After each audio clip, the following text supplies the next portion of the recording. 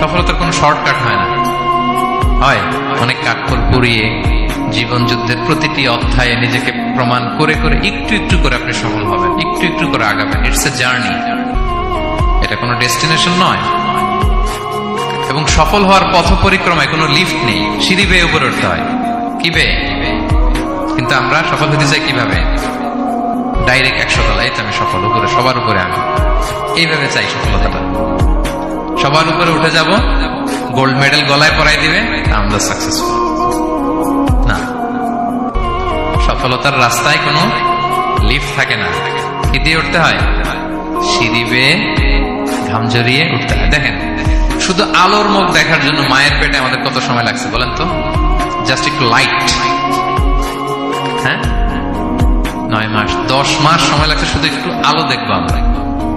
একটু আলোর মুখ দেখার জন্য আমার লাগছে 9 মাস। আর এখানে আমরা শর্টকাট খুঁজি, খালি কি খুঁজি?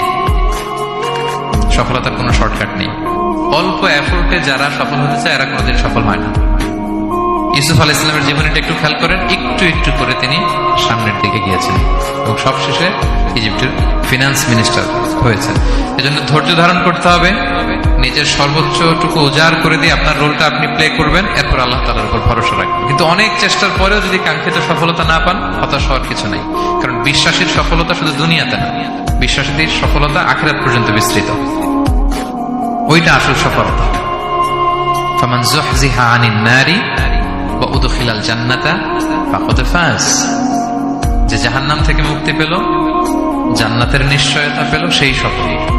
আমরা যেন সেই সফলতার জন্য অপেক্ষা করি, আমরা যেন দুনিয়া আখিরাত উভয় জাহানে সফল হতে পারি। আল্লাহ তাআলা আমাদের সবাইকে কথাগুলো বোঝার ও আমল করার তৌফিক দান করুন।